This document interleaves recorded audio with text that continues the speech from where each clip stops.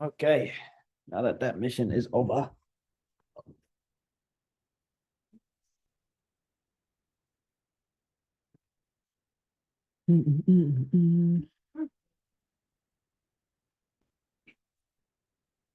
Hi, family. Let's let the market do what it do for a good 5 minutes, and I'll go over the trade that we just took this morning. So I've been back testing with the ladies here and been doing some good work.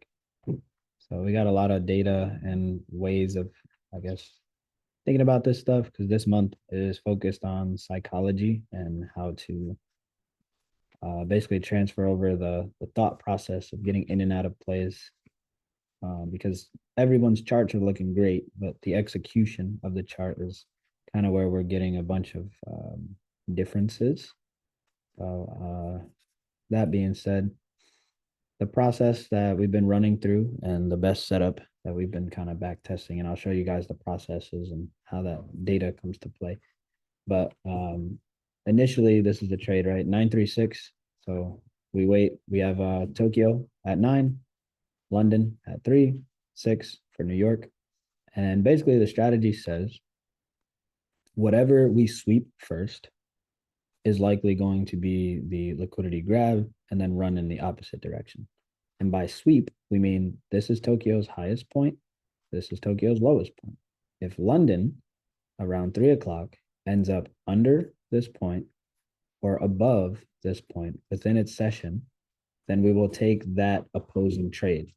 But now you don't just do that willy-nilly. There should be something that gives you the warm and fuzzy, right? So over here, there's no technicals to help us get anything from the sell side, but we do have order blocks here and here on the buy side.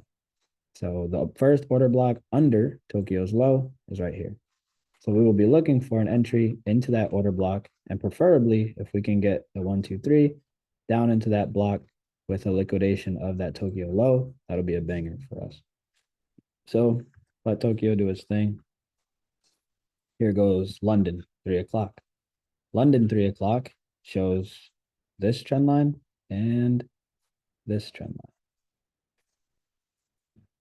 So you can see the trajectory of this one to this one and this one. This one's pretty aggressive, got chopped through, but London dug for the order block here, and it's under Tokyo's low.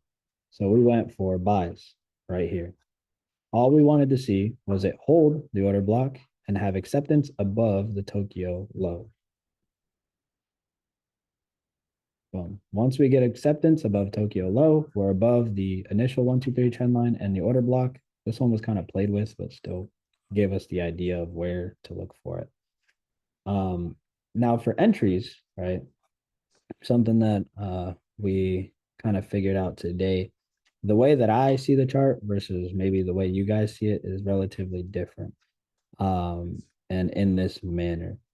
So there's an angle here, like a space. Let me see if I can find it. So this trend line, right? This 1, 2, 3 idea.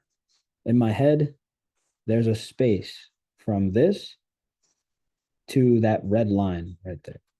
So if I take this angle, this entire space here is technically an entry for me. This red point, let me fix this a little bit, I guess.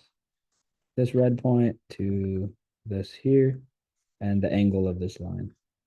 So basically my risk to reward idea is all of this purple space. So as long as I can have my average entry here, it doesn't matter if it's perfect.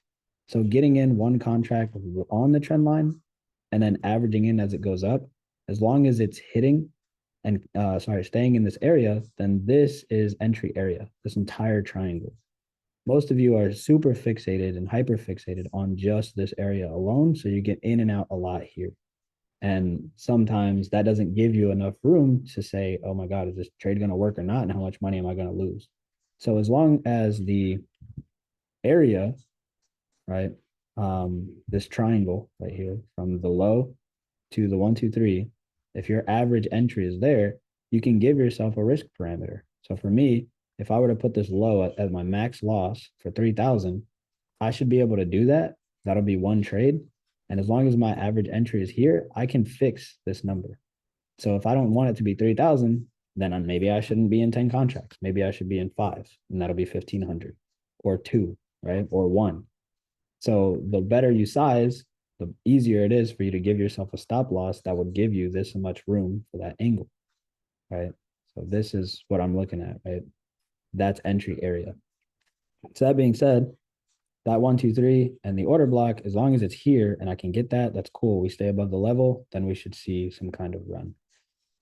So now that we have the sweep of London, the 1, 2, 3 and the order block, we now want to set the stop loss, right? Whether it's under the wick or whatever. 1,600 to the max risk. All we want to see is just the high, because we know if it sweeps one side, then eventually it should sweep the other. And then New York might try to sweep that and actually like blast it lower to get a better entry. We have no idea.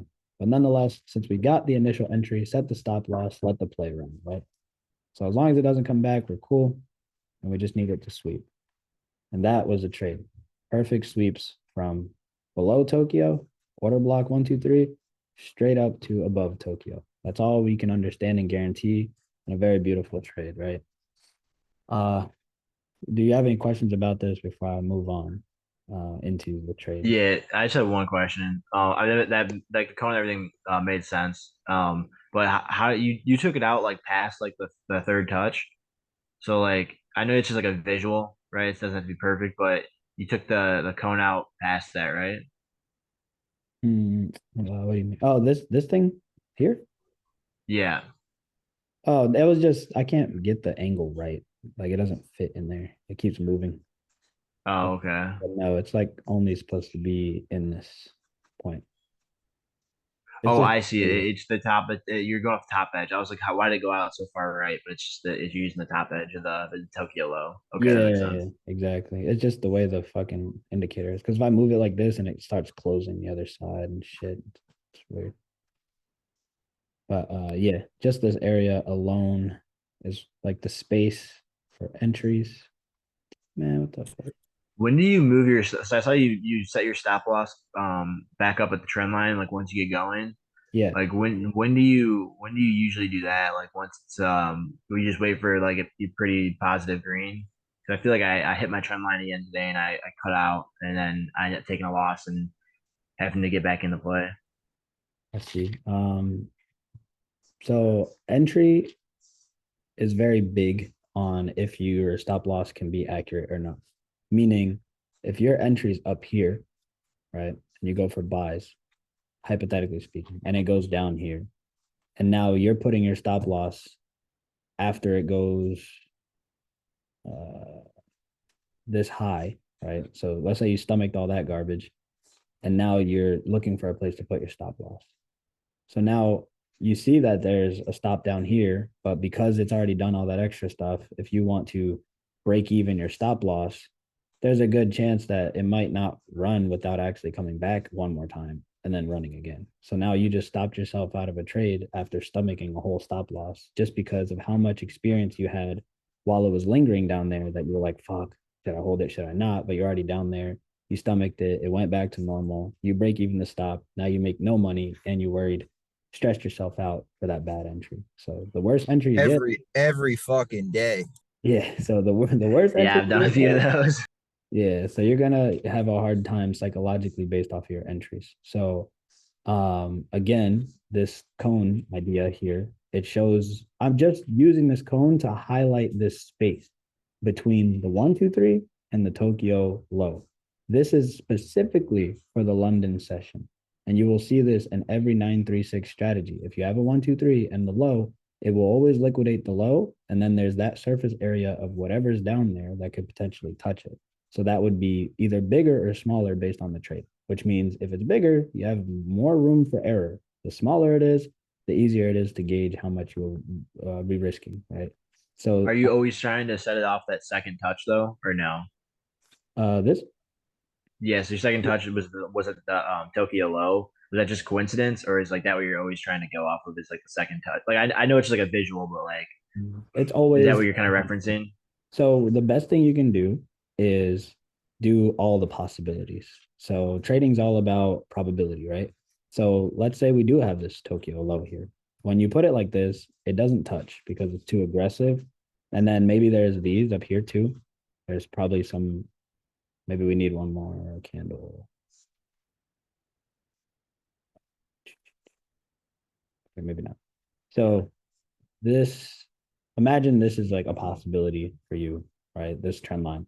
Obviously, it didn't work. So therefore, that's not a good one. And then maybe you have candle body to this candle here. And then you can see like, the trade goes and it doesn't touch any of these possibilities. But you anticipated them based off her trajectory, right?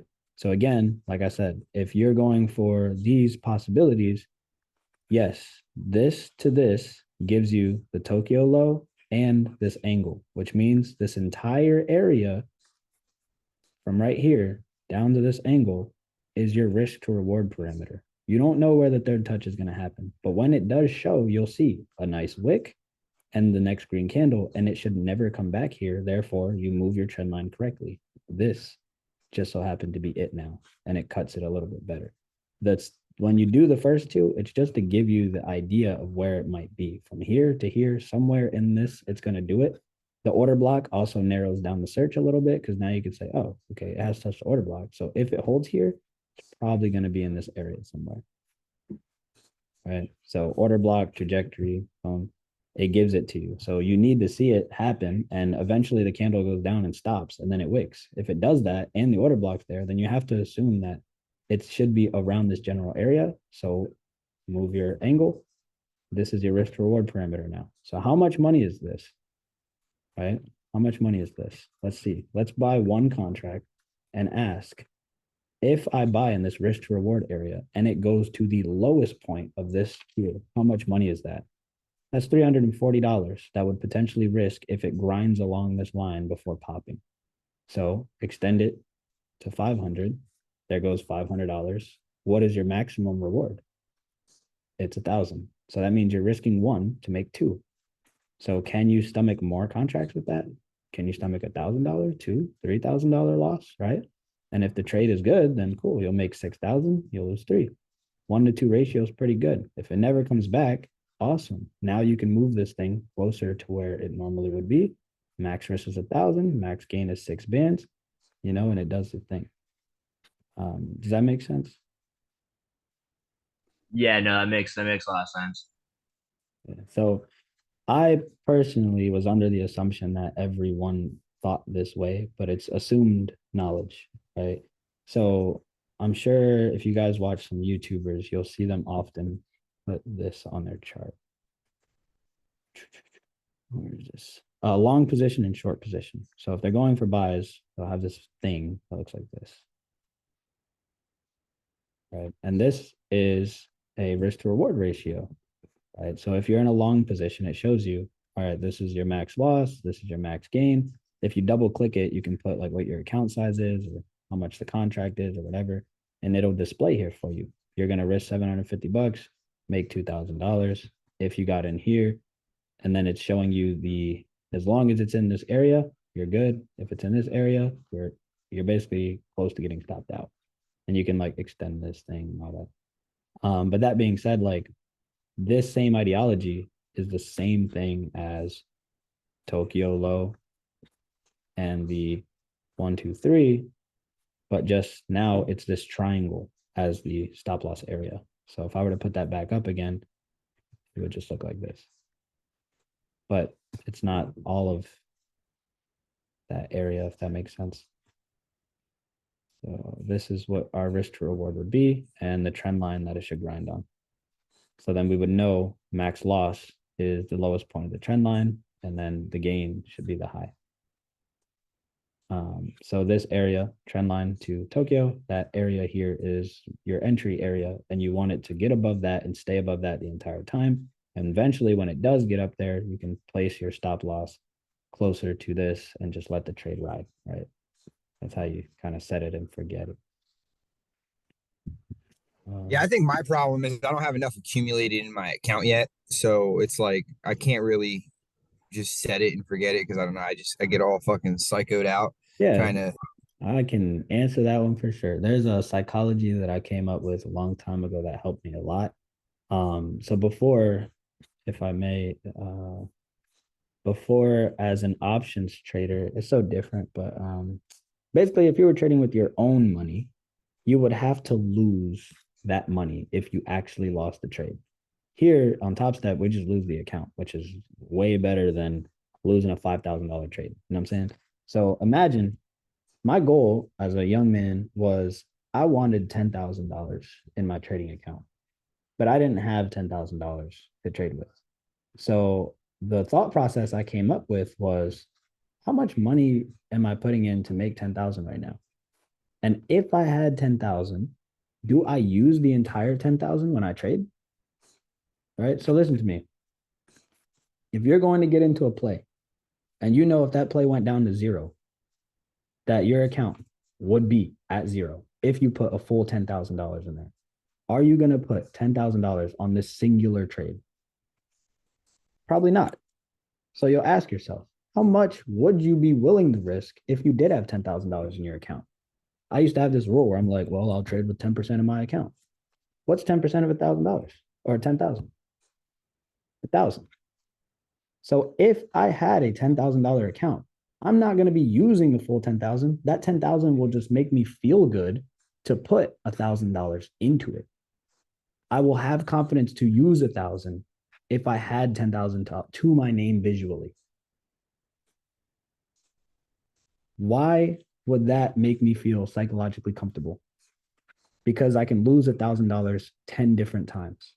Why am I worried about losing $1,000 10 times in a row to make this go down to zero?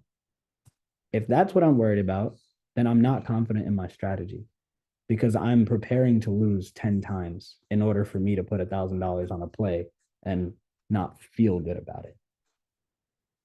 So if the ideology of you believing you don't have enough accumulated in order to set it and forget it shows that you do not have the confidence behind the strategy in order to understand that if you got into this entry and it went, it needs to go where it needs to go, which means you've either developed market trauma, meaning you've tried it before during a manipulative time and they manipulated you and then you got clapped. So now you're like, oh shit, can't do that again. But in reality, you haven't identified the conditions that had put you in that situation. Because if you knew the conditions, then you would know anything time after 9:30 is manipulated, anything prior is strategic. So therefore, you would be able to sit more comfortable if you knew the conditions that caused your trauma. Is this making sense? Does that reference at least fit? Yes, 100%. And everything you just said is literally like a mirror. Okay, and for sure, and that risk to reward ratio there at 1,000 to 10K. I've been kind of using that same ideology with my 150K account, being that I already had to get it that accumulated up. So I got, 9 grand accumulated in it in the dip room.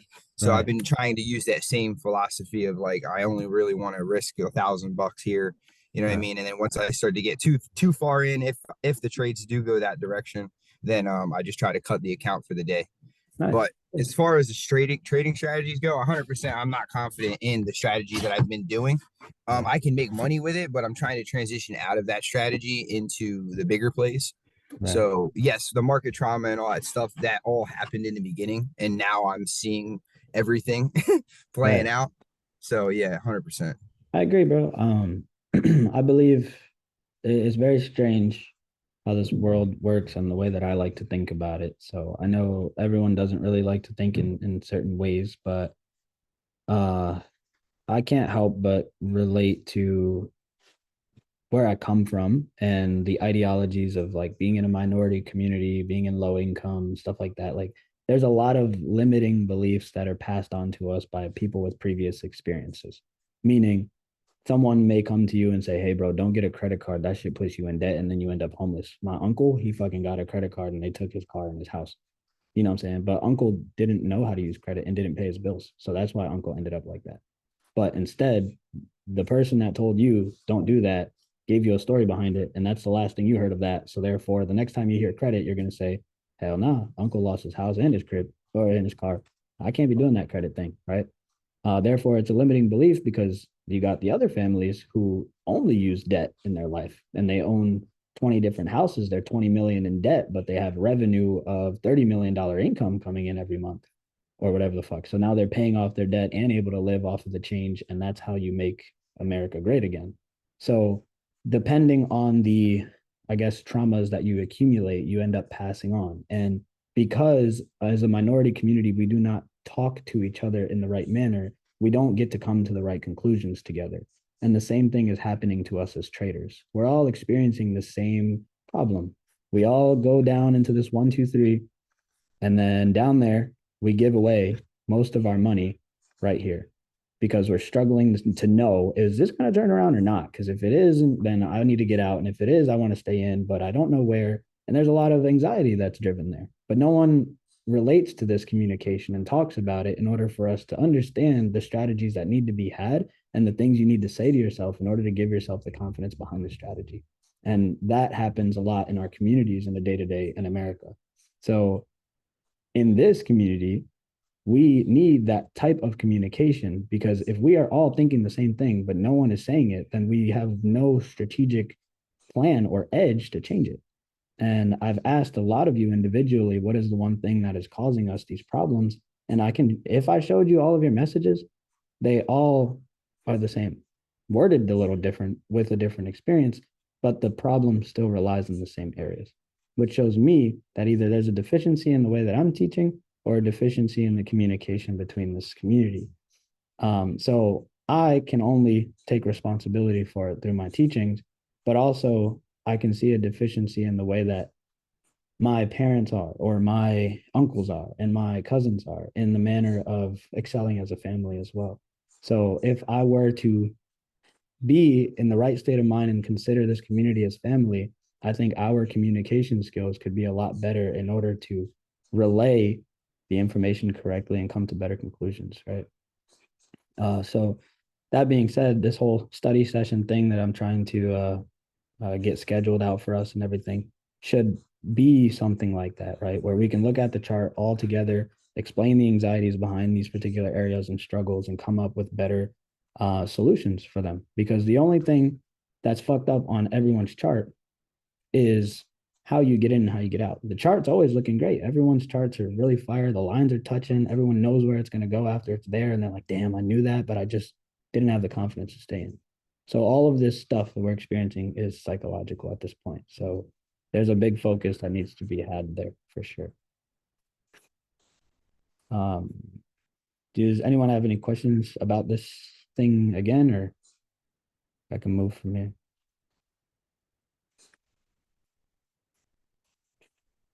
Cool.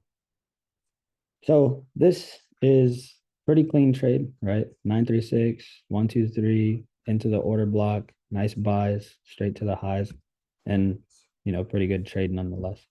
But something that I was teaching the ladies earlier that kind of crossed my mind is the understanding of I guess the math side of trading. Although trading is not predominantly like the math we know in school, there's a lot of things that we were taught that we didn't really put into play on the chart. For example, something funny is like the box and whiskers. I don't know if you guys remember using box and whiskers in school, but box and whiskers is literally a candlestick. It's the same thing. It's a candlestick. So you were introduced to a lot of these concepts, but we just didn't know where to actually put them. So this is something I want to go over in the study sessions, but I want to explain it now because of what Jesse said, right? He personally doesn't have the confidence behind the strategy yet. And I know why, right? It's because of everything that I'm teaching you right now is the things that I've back tested and gained confidence from. So then I'm just showing you the parameters that I've came to conclusions with, but now it's taking the work away from you that actually gave me the confidence. So I know why this 1, 2, 3 thing works because I've seen it 100 times. I know why an order block works because I've seen it 100 times. And I know when a 1, 2, 3 and an order block works to the highs because I've seen it 100 times. So you guys are experiencing it based off of me showing you where to put the shit, and then you're getting live trades of it. rather than knowing how to go back and do the back testing. So algebra is probably the biggest key here. And if I can explain this equation for you guys, so you guys can at least see it, we will go way more in depth later. But I think this is something to sit behind, right? So in order to have a strategy that works, you need to have these variables that have conditions and variables that don't change. So we all trade the 936 strategy, right? So the 936 is a variable that never changes. Those times stay. So the 936 plus what we're going to call a variable S, right?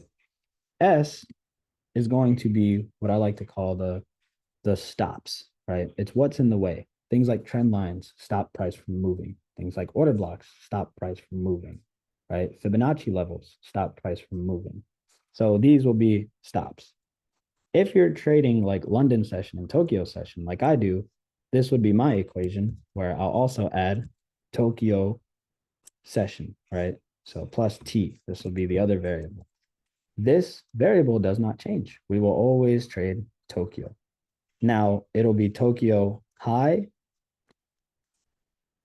sorry, Tokyo high and Tokyo low equals buys or sells. So what does this mean, right? This is an equation. And this is the equation that I've back tested billions of times and where I came up with these strategies. So I think if we do some reverse engineering, you're going to gain a lot of strength behind the strategies. So if I can break this thing down for us again with this equation, then hopefully we can use this to move forward and we'll do the whole study session for sure. So 936 is the first part of this equation. So map out the 9, the 3, and the 6. Here's 936, right? Now that these are mapped out, we only care about the Tokyo high and low according to this equation. Here is Tokyo high, and here is Tokyo low.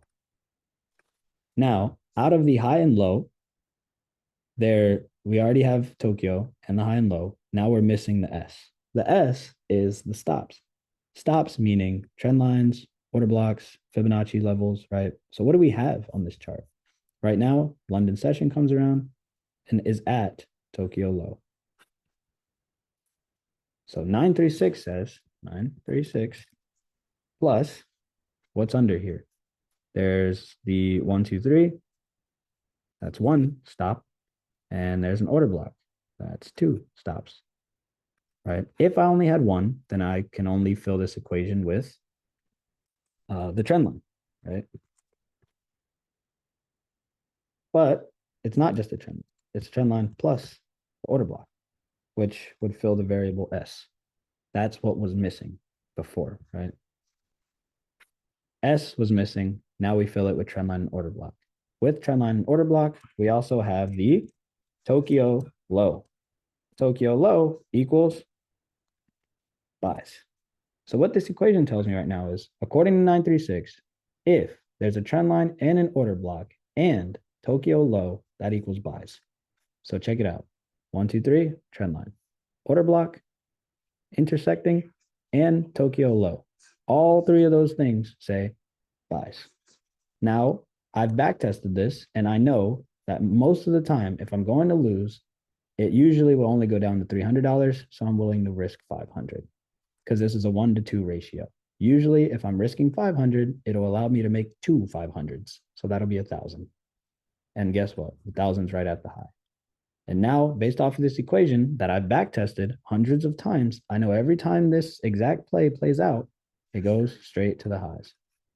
And that will be the equation that I can put in my arsenal and say, cool, this equation, now I can name something. So right now we didn't really give it a name, so we'll call it 1, 2, 3 order block. So now this strategy is called 1, 2, 3 order block. That strategy is made up of 936 trend line plus order block at Tokyo low buys. And if it's a trend line plus order block at Tokyo highs, sells. That's called the 1, 2, 3 order block. And now I will back test this Monday through Friday for a month in back testing. I'd go back into the chart, replay it, do the 936. If this criteria links up, I can give it a W or a loss, and it'll come up with a win rate. And my win rate for this thing is 80%. 80% of the time I see this, it's going to work. So I feel okay when buying it, giving myself the $500 window, $1,000 gain, letting the shit ride. And that's how 10K trades work for me. Does this equation make sense? Fuck yeah. So Yeah. this, So are you saying that it changes like if you only have trend line or if you're at the yes, highs? yes, yes, exactly. So this is your shell, right? But this is the problem that I've realized. This is the shell. This is what you come up with based off of experience. I've already came up with this stuff. I've already did all of this math, and that's what gave me the confidence to say, "Hey, I can teach anyone how to do this shit," because I've turned it into, if you can make this line and it intersects with this box, and you press the fucking blue button and you take it to the high, you're paid. And if you can find that trade once a week for 4 weeks straight, that's a month, and you make $1,000 each, that's 4K a month. You might be able to quit your job. That's the conclusion I used when I was a young man trying to trade and quit my job. And it worked. But I didn't take all the in between stuff. I wasn't looking at this chart and looking at, all right, yeah, I'm going to take this candle and then I'm going to take this candle because then I'm giving away everything. I'm giving away not just my money, but my confidence and the work that I put into getting this strategy that I back tested and found out, oh, on Mondays, it's kind of trash if there's no news. Tuesdays, it works the best. This in the summertime, it works even better. In a bullish market, it works 10 times better, right? Because now there's all types of conditions you can test it in. This is a strategy that I've spent 9 years putting work into. And I know it works in every season, all times a year, any trend, because it works during the 936 ideology and it's just a small trade. So it works all the time, super universal. And that's why I'm confident in saying, hey, anybody can fucking make money. But the way most of us are trading is not in the confines of this strategy. You're taking all the components that I taught you and you're keeping them separate instead of putting them together as an equation that has a higher probability for you, which means you can't have the confidence backing it. Does that make sense? Yeah, that does. So this Well is put. what's up? Oh, well put. Hell yeah. Appreciate it. Yeah, so this equation here is missing variables, right? So it has, you're missing the stops, you're missing the session that you trade, and you're missing if it drew liquidity. That's what these variables are.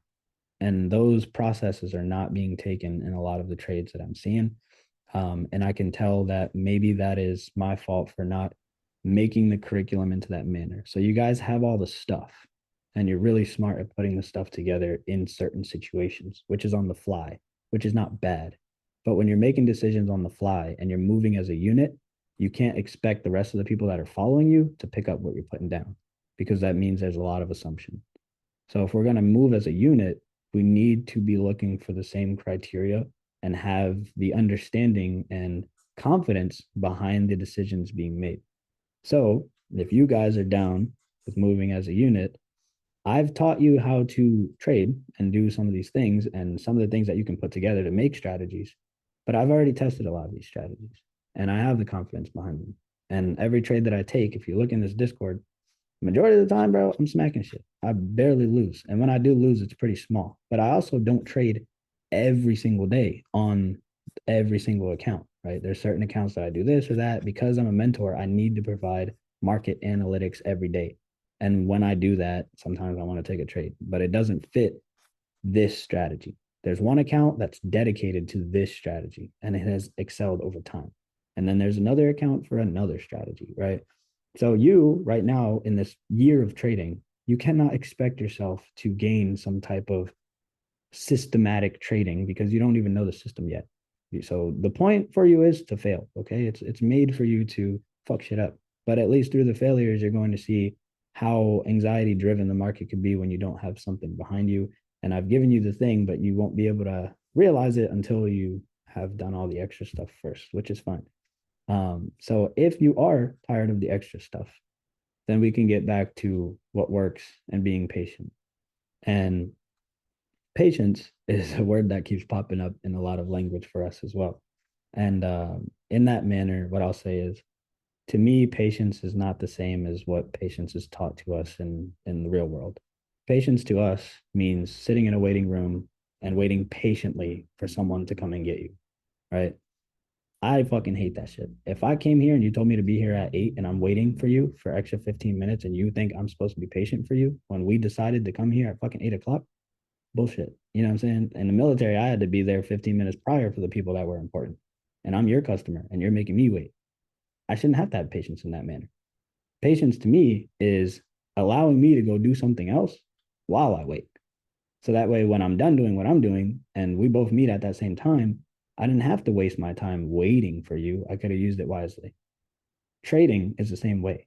You're not sitting in the waiting room while this fucking chart is like moving and you're just going to sit there and watch it the whole time. That's not patience. All right. That's you waiting.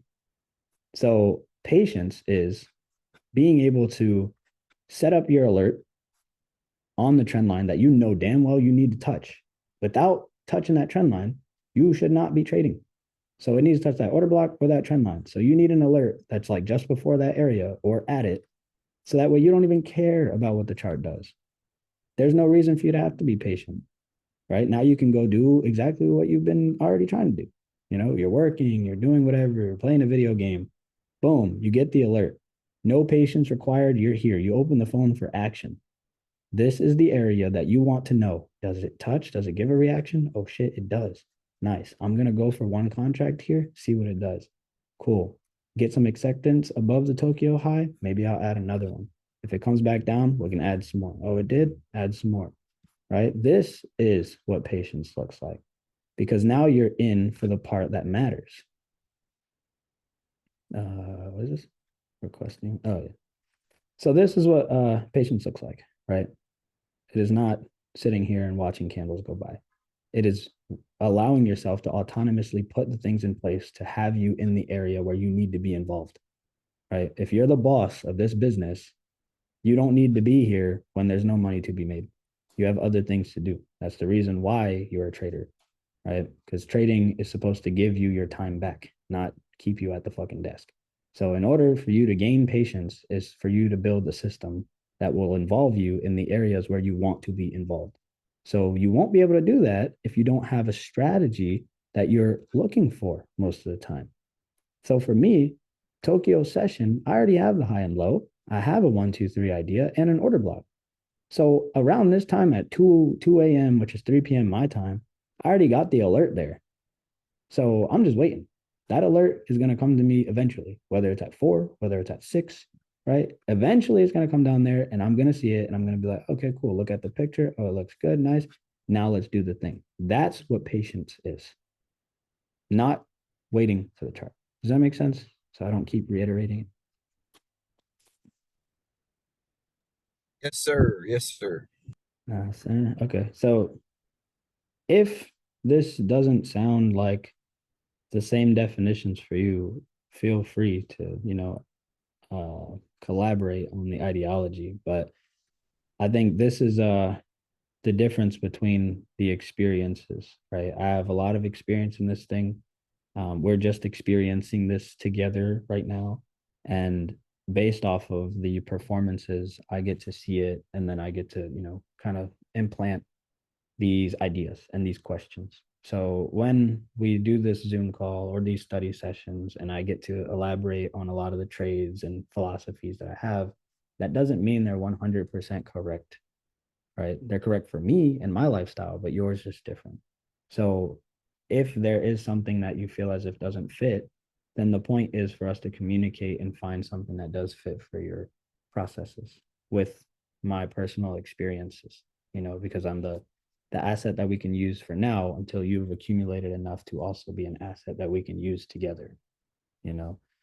So that being said, if all that makes sense, then our study session should be full of a lot of stuff like that. So if you feel like you need that kind of stuff, then we should definitely try to make that time to be there and actually go into the notes and analytics and talk about some of the things that we need to implement into our trading strategies. Because I'm hearing a lot of over trading, not confidence, and patience, right? Those three things. And those three things are all personal issues. It has nothing to do with the strategies. So if they're personal issues, then there needs to be some kind of routine that can be put in place to help you avoid your own mistakes, right? Because I too am human, and this computer here is it's a computer. So it's going to do what it needs to do. And if our emotions ride off of its algorithmic movement, it's going to take us on a roller coaster, as you can tell. So if you don't want to be a part of the algorithm roller coaster, you're going to need a routine in place to help you be involved where you need to be and let the rest of the shit do what it's going to do so you don't fucking pull your hair out. Right. Psychological wars. One is a 1v1. Yeah, bro. You fight in the mirror for sure. Uh, but yeah, so sorry if my tone of voice is in that manner. It's just the way that I like to teach. It just keeps the base level. But it's all real shit. You know what I mean? I've been through it a lot as well. And I think this mentorship is dope because I get to see how I wasn't crazy at the time when I was experiencing it. It's just natural for us as human beings to feel this way. So when we understand that this is natural, then we don't have to beat ourselves up and think we're less of anything else. Because I experienced the same thing you guys are. I said the same things. I can put it in the same manner, but I didn't have anyone to elaborate these things to and then get that feedback in order to change it immediately. So I'll tell you this, you do not have to sit down and wait for these things to change or gain more market experience. It's not that. You just need to stop bullshitting yourself and put things in the way so you don't do it to yourself until you make enough money where it doesn't matter anymore and you're okay, right? Because it's just money. This is just math. It's just numbers. And as long as they compound correctly and your bills are paid, no one cares. You need to eat, you need to pay the bills, maybe have a nice car. As long as you have those things, you can take 10 bad trades. As long as those things are paid for, fine. You know, let the 11th one pay for the rest. You know what I mean? As long as you finish off the year strong, doesn't matter how you got there. So let's try to get these philosophies and confidence back into the strategies and trading so we can take a more algorithmic approach and actually be mentored rather than taking a bunch of random things that we can't use because now it's just that is a waste of time. You know, you're going to learn a lot about yourself, but you could have did that in a lot of different ways, like the gym, communication, right? Go put yourself in uncomfortable situations, but don't do that with your money. There's no point. All right, this is all mapped out already. So I think the biggest struggle I've had is it took me a while to get an Express account, and now I'm just like I don't want to fuck it up. So I like spent so much time trying to get that 150K account accumulated up to that point, and then when I went and tried the 50K account, I got it like 2 3 days or some shit. So that's now it's just like I'm trying to just not bust that account. So that's where I kind of get gun shy. Me mm, trading on Top Step X, I kind of have been, I don't know, very a little bit more risky and as you would say, over trading. right. Not really playing textbook, which is pretty ignorant, but Mm. I got you. I think something I realized as well with funded trading, because that wasn't always my forte. Funded trading, for one, let's say you get a 150K account. When you get your Express account, you can only use 3 contracts until you make a cushion anyway. And if you've never made a payout before, there's no point of you going for 150 because now you're just spending 3 times the amount of what it costs for a 50K account to maybe make a payout because you haven't proven it to yourself yet, you know? So now it's like you just took away 3 chances you could have had. But however you decide to think about it is the way you're going to think about it because $150 is not a lot of money, right? If you're especially aiming to make 10, 20, $30,000 trades. So I understand. And these are all business expenses. So it doesn't hurt that bad either. But analytically speaking, the psychology you're going to put yourself into when you accumulate a bunch of accounts that cost $150 and you lose 10 times, that's what, $1,500. Whereas if you lost 10 50K accounts, it's $500. So now you can lose 30 times the amount and still be losing the same amount of money. You know what I'm saying? So yeah, my 150K account, I used it more or less for the discipline that allowed me to accumulate the 9 grand up and that, help that. That was why I did that and started with that account. yeah. With the Top Step X accounts, I mean, I have like a couple of the 50K accounts, and I only have one 150K account, and they're still in the trial phase, so I haven't even got them through the express phase yet. Mm, But that's why when I say I'm a little bit more, I would say relaxed on taking trades on that account opposed to my express account because I look at the express account as like I have the money there, it's available to take a payout. I just haven't done it yet. I've already passed the 5 day challenge. I'm at like fucking 20 something days in on wins. So um it's just like you said, it's a fucking roller coaster over trading. It's just gotta get the discipline. No, it's true, bro. I think it's funny. If I could put Angie on the blast for a second, like for her, she's got her Top Step Live account now, right? The XFA account. It's not an Express account anymore. It's live. It's like real money. So she also says the same thing, where it's like, yo, like, I think I it's strange for me to move into this live account, and it's almost nerve-wracking, and it makes me feel some kind of way. But again, like these things that we describe are feelings and comfort, right? And at the end of the day, they're all numbers. The same performance you were doing on your funded account is the same performance that they're expecting you to do on the live. That's the reason why they transfer you over, because they see that you have the processes. So Is the Express Fund account not you're not trading with real money? Is it different? it's real money. You just don't have all the attributes as live trading can. Uh, What do that's you all. mean?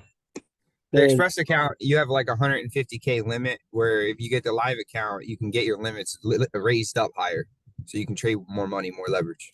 You can trade with more leverage. You can change the stop losses. You can the payout policy is a little bit different. Oh, okay, yeah, that stuff I all knew. I thought you were saying it was like the way you were phrasing it, maybe like it was like it was a little different. Oh no, no. The only reason I was bringing it up is because like an Express account, like it's real money, like he said, and it causes anxiety because it's like, yo, this shit ain't fucking demo no more. This like money I could take out. But now it's like the legs get wobbly on your real money, but then they're strong on the fake one, And it's like backwards. Like I don't know, it's just strange, bro. And I understand because I used to do the same, but it's something that you just have to get over by proving that you can do it. Once you pass that payout phase, now it's as easy as getting a funded account, right? Because you can pass funded accounts just fine, but getting the payout is stopping you. But before, getting a funded account was looking like a fucking mountain climb, right? But the moment you did it, you did it. And now it's like, oh shit, getting funded is not hard. It's just getting the payout. But then once you get your first payout, it's like now getting the payout is not hard. Now it's like being consistent or making 10Ks consistent or finishing off the year or your exits and entries, right? There's no matter what fucking part of the journey you're on, there's always going to be some shit that's just fucking fixated on, I don't know, dwindling you down, right? So we need to get out of the payout one really fast because if we can just start making money, who cares what all the other intricacies are as long as the funds are coming in. But when the funds aren't coming in and you're still trading, you are being squeezed, right? There's only so much money and effort and time that you're going to put into this thing before you're like, this shit is a fucking scam when it's not. And then you're going to become that guy who runs around like, you're starting a trading journey. I wouldn't do it. Last time I started a trading journey, I spent fucking $10,000 and never got any of it back, and now you won't allow someone else to follow a dream. So we don't want to be that guy. Those dudes don't know X, so they don't see you making $100,000 plays on a daily fucking basis. Yeah, that's what I'm saying though. But like, if I am enough to help that proof for you, then that's dope, and I will shake your hand for it every day. But if I can't be that for you for the next 2, 3, 4, 5 years without you ever experiencing it for yourself, eventually you're gonna have to give up on me too. And then, like I said, like we just need to leave this ideology. Make the fucking payout, even if it's $500. Just get the shit in your account. You know what I'm saying? Because it's just Yeah, I've had the money there, bro. It's literally like I just haven't. In my brain, I want there to be more fucking money in that account before I go request a payout. I don't want to be requesting a fucking $500 payout when I got 9 grand under the fucking zero that I've already worked on. You know what I mean? Yeah, I understand 100%. It's just, again, it's psychological barriers. And half of the time, bro, like the reason we even pay therapists in this world these days is because we have habits that are so deep that we can't even point at that. We blame everything else other than the one thing that actually is there that we can never see. But no one ever gets to know you well enough to know what that thing is. So you'll rather pay someone, have conversations with them for a long enough time until they find your deficiency. So don't let that be the ideology. You know what I'm saying? Instead, we need to know what it is. And if we're all trading the same chart, we're all experiencing the same thing, then we all might have this common interest and there might be solutions and antidotes for those things. And I will tell you right now, getting that payout, even if it is a fucking dollar, and you see that thing touch your bank account, it just does something to your mind where it's like, holy shit, the money is actually real. you may believe it's real right now, but like do you though? You know what I'm saying? Because if you did like, bro, it's time. You know what I mean? So there's money in this market every day, and we miss it here and we make it there. But if we're not getting it realized, we're forever in the gambling system that they would like you to be in, so you can continue to pay for accounts. We do not want Top Step to just keep fucking taking the money. We want to make money off of them so we can fund our own accounts so we don't have to worry about these fucking $1,000, $2,000 stop loss shits. Because if you had 10 bands in your account, you'd be okay with risking the 5K if you knew this trade was is valid. You know what I'm saying? You can hold it and no one's going to rip you out of it or stop you out of it and blast off like you probably experienced plenty of times. So, Yeah, that's exactly where my brain's at. It's like I don't have enough accumulated in there right. because I still technically have a cut point on the Express account. Like you can only go 3K in the red before they'll just cut you. So if I don't Yep. have Yep. 3K in the green to be able to dip into at all, it's It's true. yeah. So their blanket of security is it's like a shotgun, right? It's like a shotgun. And what I mean is they're just trying to hit everyone, not just one person. So the way they're going about it is good because they're allowing traders to develop discipline. But this level of discipline may not work for all types of mindsets. You're okay with risk. If you could risk $5,000 instead of three on this play, I know you would probably do it because you're like, this play is going to fucking work. I just don't know how deep it's going to go before working, but it's going to work. And if you had enough room to hold it, I know you would have damn held the trade and I know you would have made fucking tons of money, but you can't because you have to follow the stipulations that they put on you, which is fine.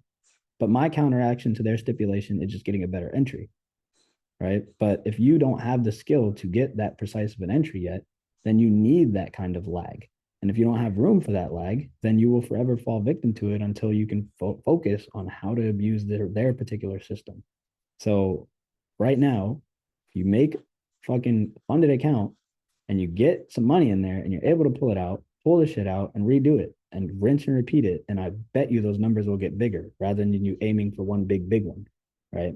And I understand the ideology of that as well. Right. And I can see a lot of the concepts, but in order to really grow, we would rather start with these lower numbers and beat yourself. Because if your first payout is 100K, what do you think you want your next one to be? You're not going to be satisfied with another 10 bands. So if that's the case, you need to try to give yourself someone to compete with. And right now, if you're competing with anyone else outside of yourself, then you're doing it wrong because that's the numbers are skewed and the experience is skewed. You don't know what my mental state is like when I'm in $100,000 trade. To me, oh, you might believe it's like nothing, right? But I'm actually inside like, holy fuck, is this real? Is this shit crazy? Is someone gonna knock at my fucking door? Am I gonna wake up tomorrow? You know what I mean? Like, so this is not real to me either, in certain manners and ways.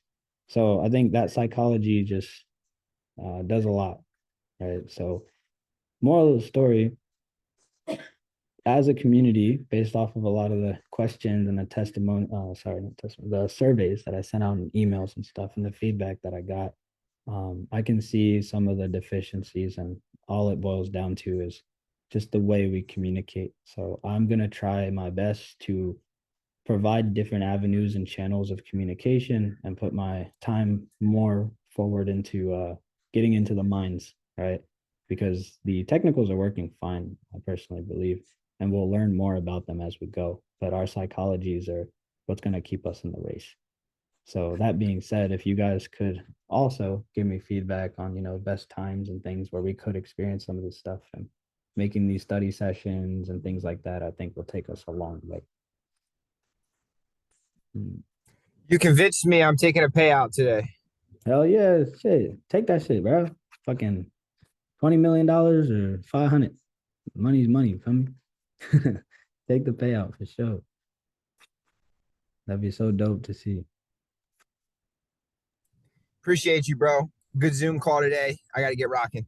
All right, Brody. Yeah, thank you for all the input, bro. I'll talk to you, bro. Be safe.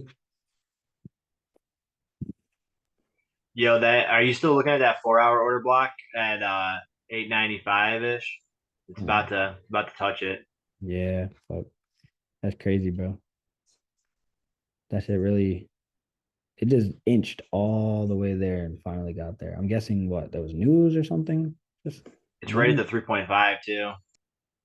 Yeah, that's nuts. Do we get a rejection here or does it linger here until 2 p.m., liquidate, and then go for a rejection? Or does it just keep climbing to the highs? It's hard to get an edge right now. But one thing I did want to check, I think we had news this week on Thursday, which is tomorrow. Yeah, tomorrow, 8:30, unemployment news. And then Friday, 8:30, unemployment rate. Okay. So, and then this was at 10 a.m., which was 26 minutes ago.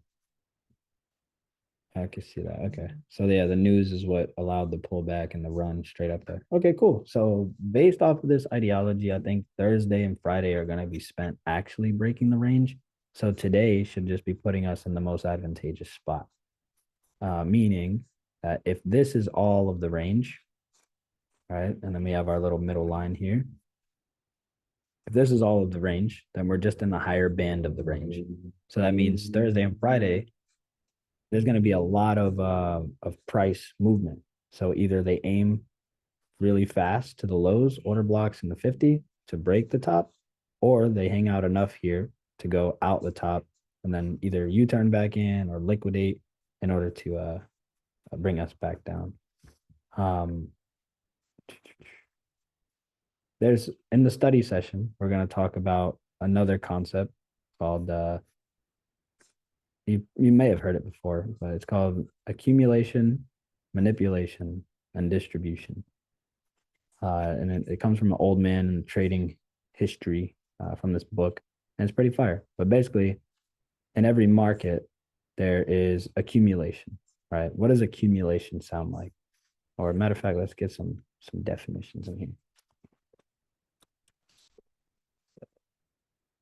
Definition of accumulation is the acquisition or gradual gathering of something, right? Gradual gathering. So if it's gradual, that means it's not running too fast and it's relatively staying in the same area and it's gathering things. So what is accumulation gathering exactly? So within accumulation, manipulation, and distribution, you're going to see this. All of this is gradual, right? Look how small these candles are. This is gradual movement. This is manipulation. So out of this gradual movement, it manipulated the high, dropped to this low, manipulated back up again, causing this manipulation to enforce what is then called distribution. Distribution is the actual deliverance of the move. So accumulation, manipulation, distribution. All right.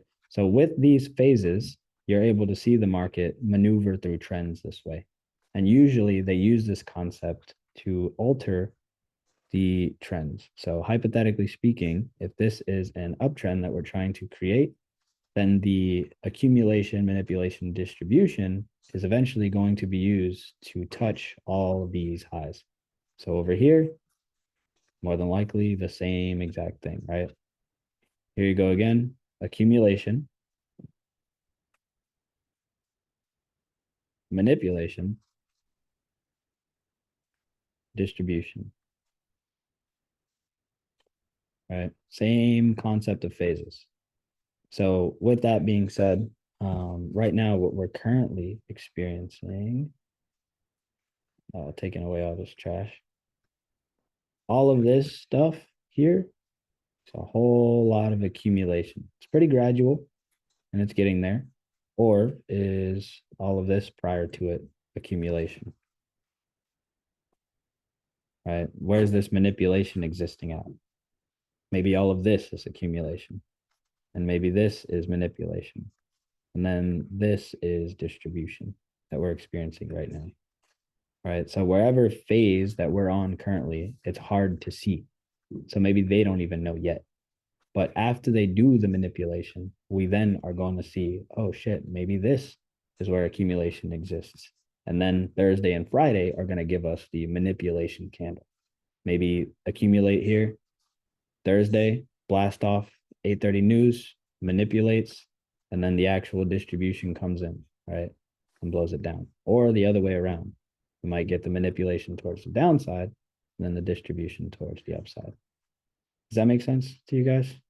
This isn't something that I taught in the course. This is market phases, a little different, but it goes into the psychology portion that we're going to be talking about in from this month into the next 3 months.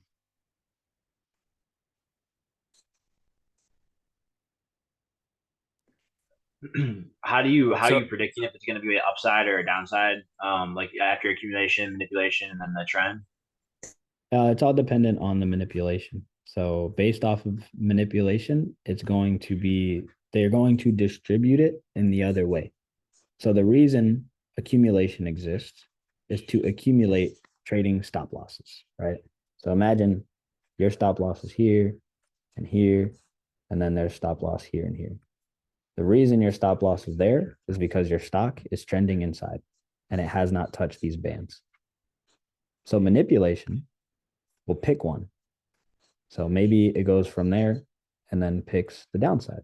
So it manipulates into the downside direction. But why does it manipulate? And what is manipulation? It manipulates to this area, assuming that it can grab all of the stop losses and orders.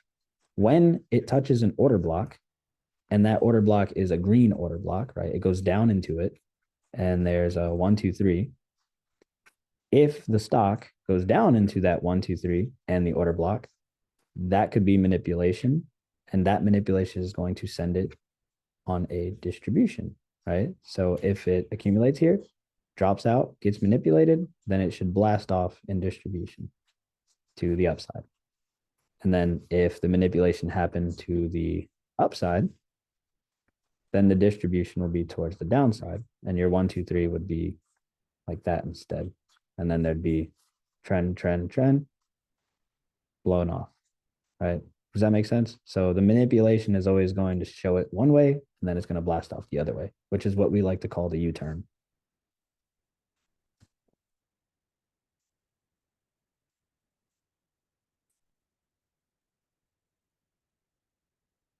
So does this stuff make a little bit of the sense?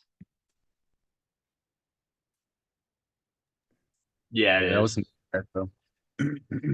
Cool.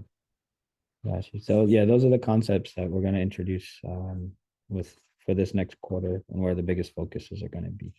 So for now, the market's on a mission, right? We already seen all the slow pushes and finally has its big stretch to wherever it's trying to go, whether that's making a new high or cleaning up some order blocks or touching a Fibonacci, like whatever the story that needs to be told when it's done, it'll be told when it's done because it'll look a lot clearer for us and then we can make sense of it. But that's not going to make us any money right now. So we're going to need to let it do what it does and then wait for the next setup. And that's going to give us a better picture of what the market is doing. Is it going on the uptrend or the downtrend? Because right now, if we look at a higher time frame for the last days, right?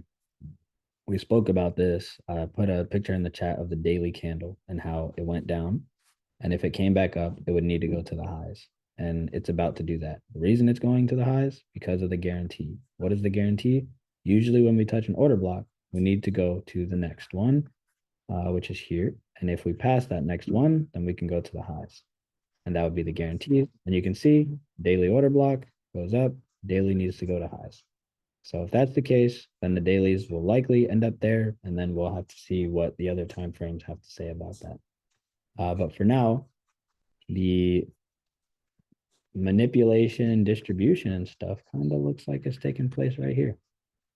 Right? We talk about the accumulation, talk about the manipulation, and then we talk about the distribution. Right? And however high this goes, we'll see. So accumulation, all of this stuff can fit into that accumulation. Then it gets manipulated. That manipulation went where? Down to an order block, right? There's one down here and one right here. And then 1, 2, 3 ideas, right? If we took a trend line, lined it up, maybe this, that ideology, 1, 2, 3, order block. Here's the high. That's all that was supposed to happen. Runs above that high, perfectly fine here. Reaches just above the wick tip right there. And then you can see does all that gradual stuff, reach back, order block, continues to distribute. So this is all daily time frame stuff. So this would be absolutely insane if we caught. I believe my 100K trade was here in May, second week of Okinawa. So I caught this reach back and like ran it up and caught a nice banger because the 4 hour chart like reached in some. But that being said, accumulation, manipulation, distribution on a higher time frame. So the higher time frame, if you can catch a 1, 2, 3 in the order block, bigger the run's going to be, the more money you're going to make.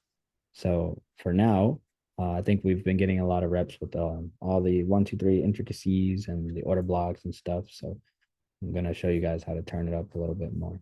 But based off of today's market conditions, I don't really see any trades that I would like to take on live. So I wanted to at least introduce some of the concepts, talk about what the study session is going to be, so that way you can make it a priority or skip out on it depending on your preferences.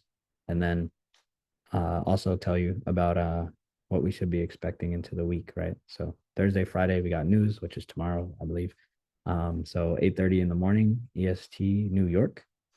We should see some kind of manipulation that takes place, and maybe there's a trade opportunity there. But for now, trade recap is all I could really give. So I hope I could have shed some light on some things and made the Zoom a little worth it, since I wasn't going to be live trading this garbage. And if you did catch some trades today, then more power to you. You just gotta stack it up, you know what I'm saying? But that's pretty much it for the Zoom. If you guys have questions, we can run it. But other than that, I'll take off for the night.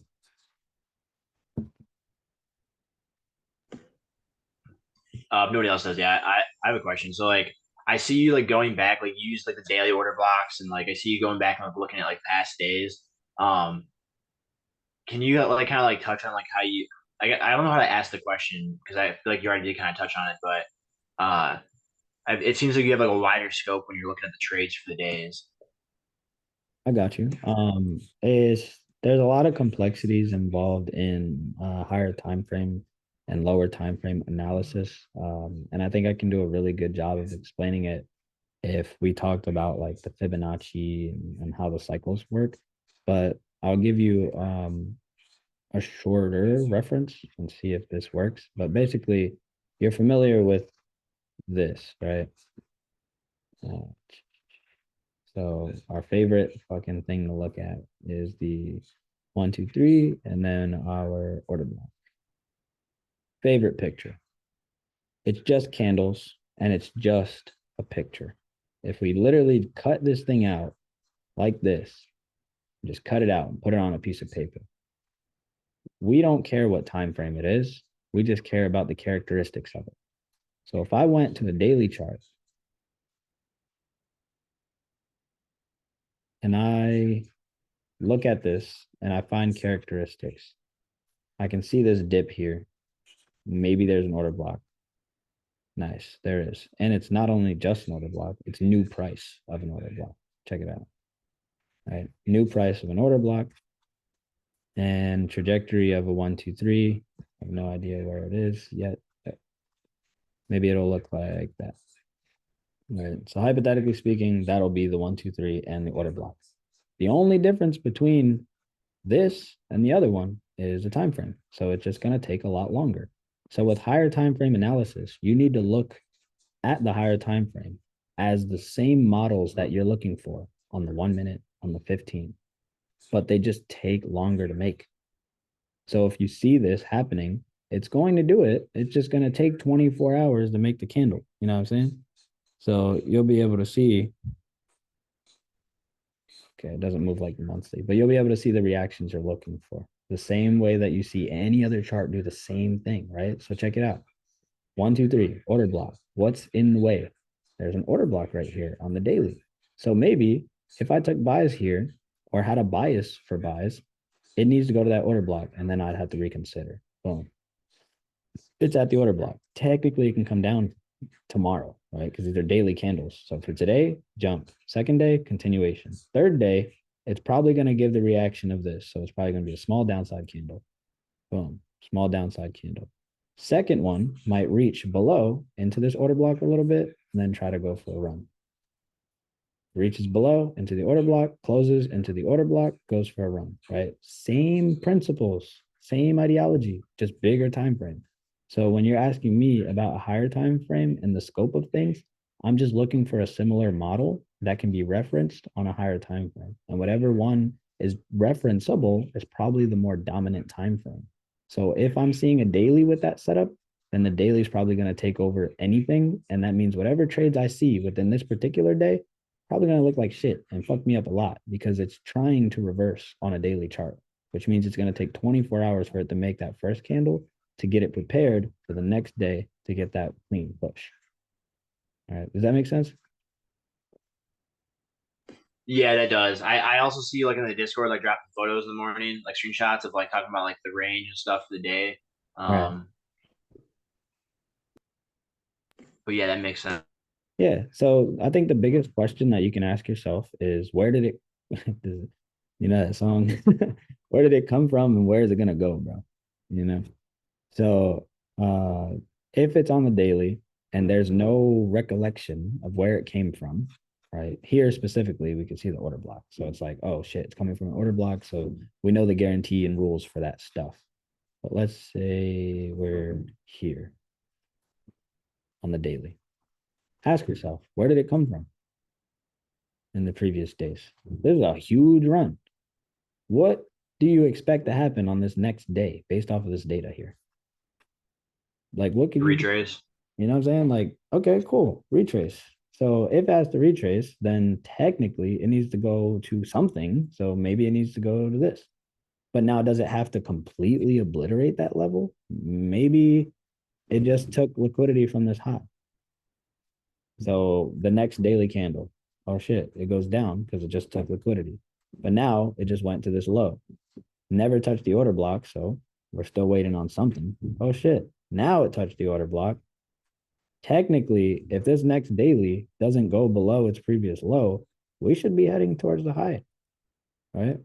Doesn't go below, holds high, right? So when we're talking about a daily scope, if you are going to be trading within today's trading day, it's gonna take that many hours to make the candle. So if you can take a look at the daily and see where it's evolved at, you might be able to make a bias just off that. But sometimes it doesn't serve you. So there's no reason to be looking at the day. Maybe you should go to the 4 hour and then the one, because there's got to be a picture somewhere on this thing, you know? Oh, So, I okay. Now it's kind of clicking. The daily, I literally didn't realize the daily each candle is full 24 hours. yeah, full 24 hours. So you got fucking, yeah, it's the whole market day, bro. It's like the whole futures day. So it's difficult because you're not going to be able to, like, as a human being, you're not about to comprehend the 24-hour price movement to what it's going to do the next day. But through analytics, we understand, like you said, right? Just based off the chart, no time frame, you're like, oh shit, liquidated this, it has to retrace. Okay, if it has to retrace, then where? So the retracement has to go to something. Something is the order block. Does it go to something? Yes, it does. So if it does that, then the rules of this is if you touch an order block, it needs to go to high. And that's just the same parameters it's going to follow. It's just, again, 24 hours, 42 hours, you know, and so on for the whole week, right? And then same thing on a weekly. There are times where the weekly is looking like a fucking banger, and you're like, yo, I should buy this and leave it for the rest of my fucking life. Um, so for example, oh, matter of fact, this is my 100K trade. This is an order block and a 1, 2, 3 right here on the weekly. And that shit came down on the weekly, 1, 2, 3. I get to see this and I'm like, oh, okay, cool. This is the area I'm interested in. Let's say I make a little box and I'm going to highlight this color of the box. Now let's go down to the 15-minute time frame on that day. Can I do that? Nice. Okay, cool. So now we are in the weekly 1, 2, 3 area, right?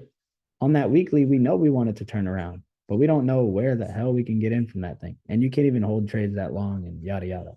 But let's draw the box, right? Top, bottom. This would be the area of premium and discount, right? Hypothetically speaking. So I have this top and I have this bottom, and the trend has been coming down the entire time and it's looking like it wants to reverse. What tells me it wants to reverse is a change in characteristics, right? We have the lowest low, the 1, 2, 3, right? We know it needs to retrace to somewhere. So wherever it fell from is where it needs to retrace to. So hypothetically speaking, take the Fibonacci all the way down to the low. Assuming that is the lowest point, then it just needs to get back to the 50. Right. So I would need to find a way to get into this trade with my normal ideologies. Whenever I see the opportunities, I'd be able to press the buy button, right? Get in the trade. And if that's a good entry, then we should run straight to the 50 using regular principles, right? We can get to the 50, cool. But once we get there, how do we react? And what do we do? And what does the weekly look like whenever we can stay into that trade and get up to where we need to go? Right. So you can see how much situations involved in it. We're finally at the 50. Now, if my entry's down here and we're at the 50, I can ask myself, okay, the weekly, does it look better now that I anticipated that low? Now my one entry that I got down there based off of the retracement on the 15 that allowed me to take it to the 50, I get to go back and look at the weekly candle and look, we touched the 1, 2, 3 and the candle's green right now. So technically we should experience it running to this level, and get to the high. And that would be the weekly trade for that one contract. Does that make sense? That's higher time frame Yeah, that analysis. does. Okay, cool.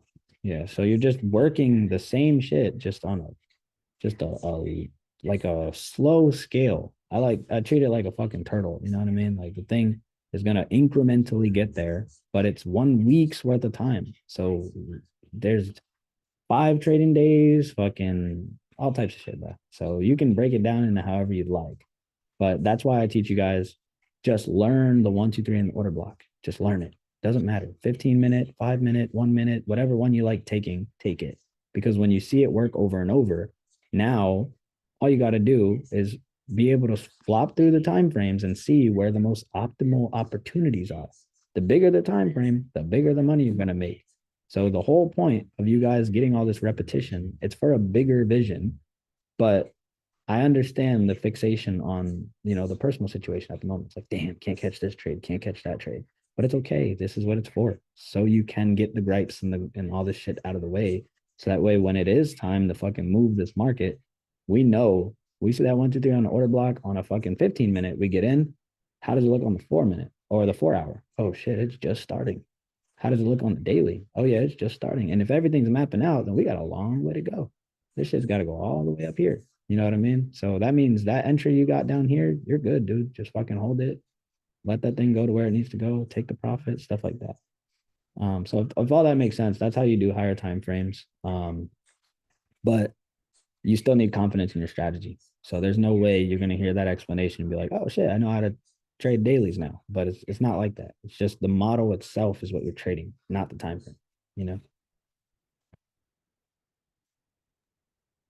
I got a question, bro. What so we were talking about like trading different strategies on different accounts, like the 1, 2, 3, or the box, or yeah, the 9 through 6. So, like, would you say like specifically isolating one account to that one strategy, or like also like if you want to implement after hours as well, should you like just try to isolate all of that into certain accounts, or you just break it up that way? Yeah, I think it all comes down to like a test subject, I like to think of each strategy as its own creation. So if you consider a 1, 2, 3 into an order block as a strategy, and there's no condition of what time of day, what time frame, then that would be your account that you would take that trade on. But if you consider the 1, 2, 3 in the order block during a London session and a 1, 2, 3 order block during a New York session to be different, then you would want to account for that difference, right? So it just depends on how you categorize it personally. So for me, I categorize it personally as the equation I displayed to you guys earlier, right? So my equation is 1, 2, 3 Right. order block. Yeah, Uh-huh. you know what I'm saying? Yeah, yeah, yeah. Okay, Got you. gotcha. Yeah, so yeah, for me personally, this is what one of my accounts looks like. 936 plus, and I like the trend line plus OB, which is order block. And I only like to take it during the Tokyo session. And I need them to give me a high or a low sweep. And then that would give me my buys or sells. And on one account, that's the exact criteria I follow all the time. 936. Specifically for after hours. Or Yeah, this one's specifically for Tokyo session. okay, got Well, you. well, based off of Tokyo session high and low. Technically, I'm taking it in London session because I need Right. Tokyo high and Tokyo's low. Yeah. Got you. Right. So that particular account only has trades executed at the same time frames every day between 3 and 6. And if there's no entries in there, then I can't really take the trades. So I leave it alone. And then I'll go to another account that's like, okay, now that this one's out of the way, my other account might be fucking New York. Market hours, like regular market hours. Yeah. So now it's New York hours plus let's say liquidity grabs, right? I like to see New York liquidity grab an area plus, and then it'll take me to whatever session's the lowest, usually Tokyo. So it'll be like Tokyo's low.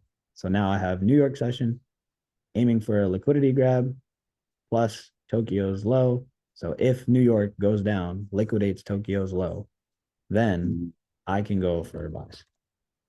And now what I'll be looking for is during New York, where's Tokyo's low at? Uh, this won't be a good example because it's not here, but hypothetically speaking, this is Tokyo's low. New York comes down, grabs it, and then after that, it'll blast off. Most of the time, Got you. market manipulation does that. Yeah. So there's no 1, 2, 3 there. There's no order block. It's literally just a liquidity grab. So it just dips under and blasts off. Kind of like this. Right Those here. are more towards our like those are more, I guess, aimed for those impulse moves. Like because I know a lot of times during like before market hours or at 7:30 pre-market, like there's a lot of impulse moves that happen, and a lot of the times it can be those liquidity grabs as well. Yeah, yeah, exactly. So check this one out right here, actually.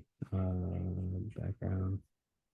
So this one here is during market hours, and this looks heavily manipulated. So this is probably one I've taken before. But you'll see here's market open. All right, market opens at 9:30. Tokyo's low is fucking where? Let's just say right here, 9 o'clock, right? Did New York get into Tokyo's low? No, no one did. London didn't, and New York didn't. So I already know how this story goes. They're looking to get this entry. So I need sells somewhere up here. So in that strategy, it tells me New York session liquidity grab, aim for Tokyo low. So here's New York session. Here's 9:30. Here's a big wick. That's a liquidity grab to me. Now that I have that liquidity grab, there's a certain amount of risk to reward I'm willing to endure on this. $2,000 per contract, and down to that low would be a $5,000, right?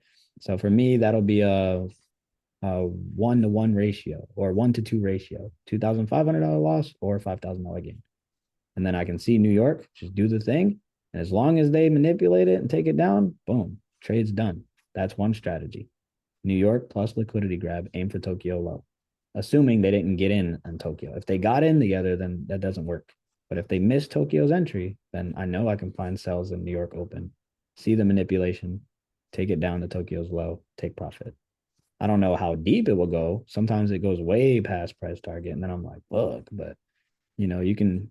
There's always another trade. You know what I'm saying? Yeah. Yes, but that's how I categorize my strategies. So I got one account for this, one account for this, and they all grow gradually, and then I can see which one is performing better. And then I can come to you guys and be like, yo, this account's up fucking this much, and that account's up that much, stuff like that. Gotcha, bro. Appreciate that. Yeah, sure. All right. Damn, we still got everybody basically in here. This Zoom session must be fire. So you guys, does this lead you guys to any more conclusions or questions? I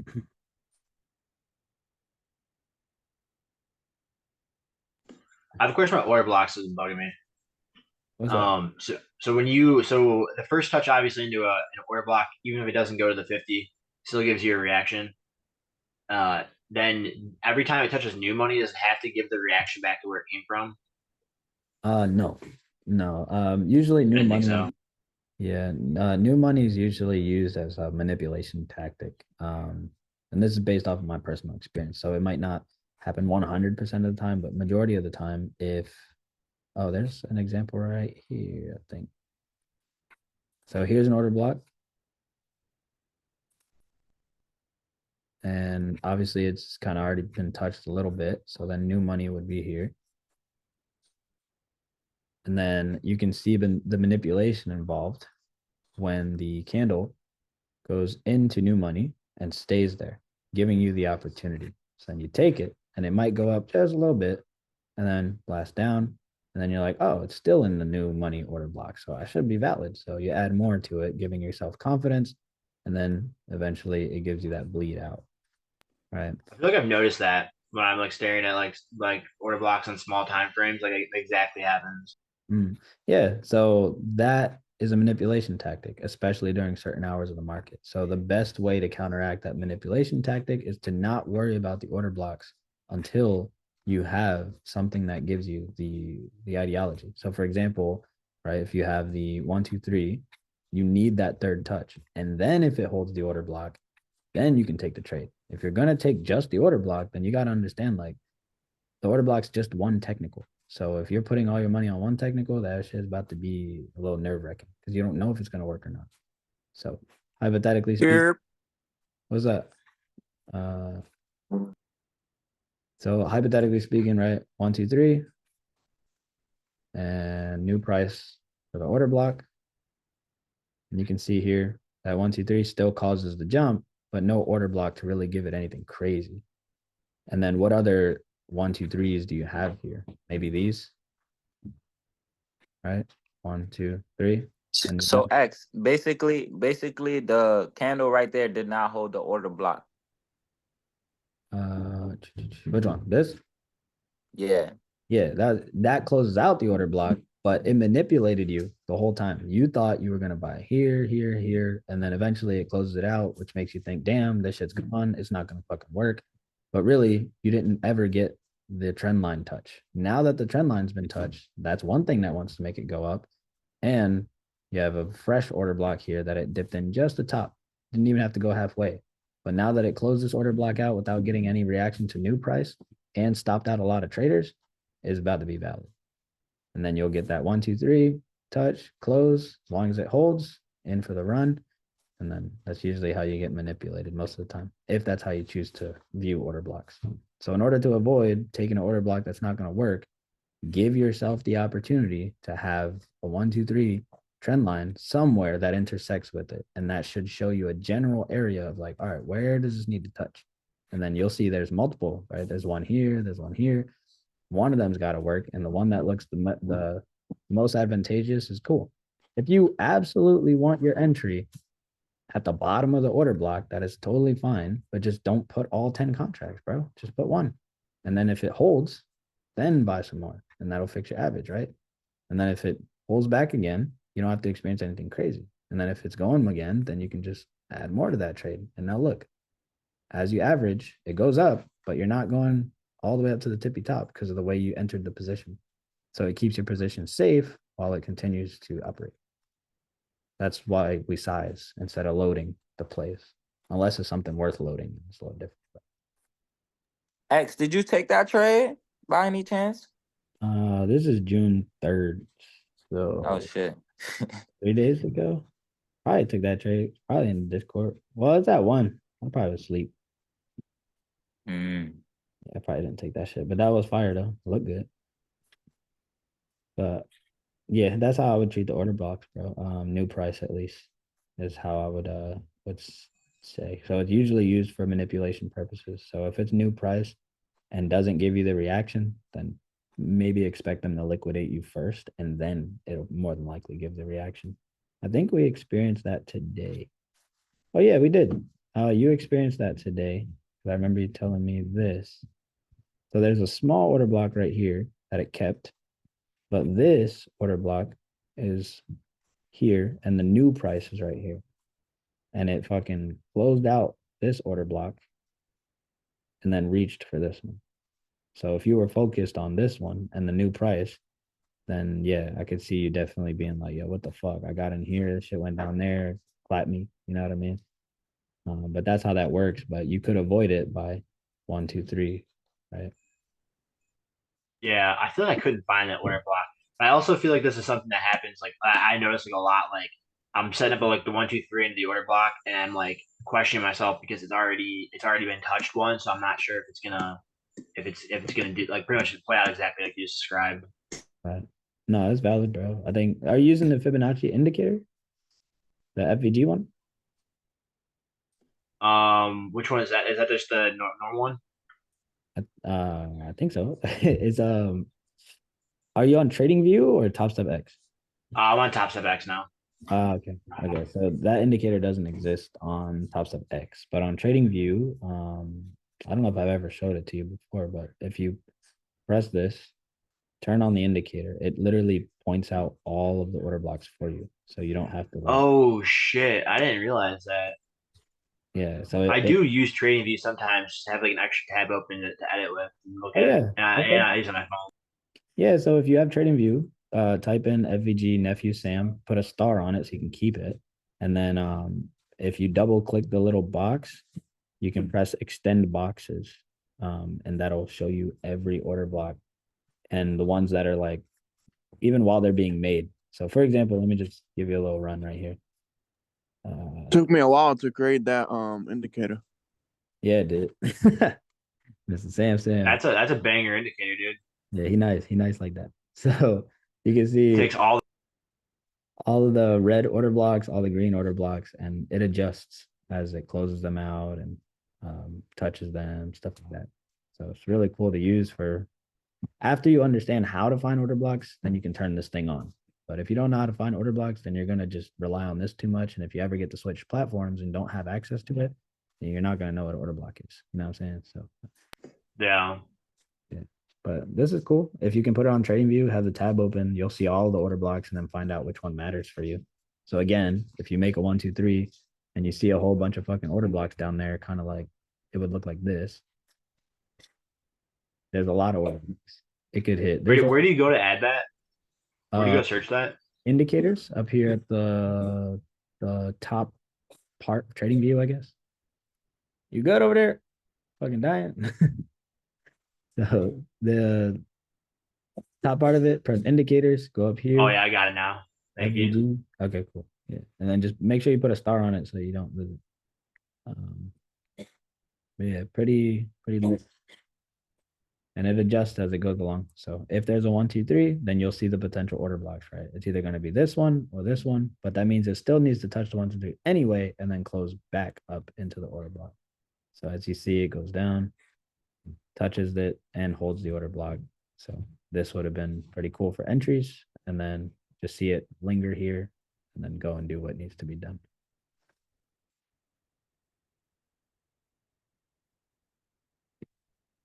Yeah, sure. So a lot of bangers in this call, I think.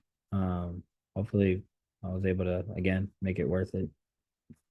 So hopefully you guys can take this shit, run with it, and we should do the study session. So if you guys are interested in a lot of the things that we spoke of earlier, we'll go more in detail on the study session this week. So I'll solidify a time and a day for us. That way we all can kind of make it and have some more interactions with it. But yeah, for now, market's doing its thing, grinding towards wherever it's gonna go. I don't care to be involved in it because I just don't really have any edges right now. So I'll let it be. Post on YouTube? Yeah, I got you, bro. I'll rename it something. I have a lot of videos in a folder that need to be uploaded to YouTube, so I can probably throw them in the batch for tomorrow when I get to a coffee shop.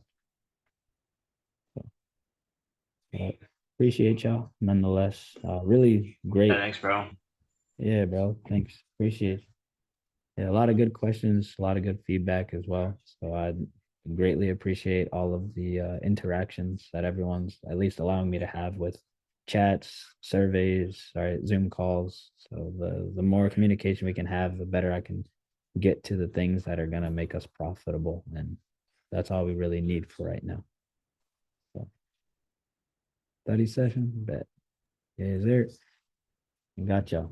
All right then. I'll link with y'all in the Discord moving forward. But until tomorrow, hopefully we can get a setup and take some money on some Zooms. So I'll bring the brain. Talk All to right. you. Peace. Yes, sir. Peace.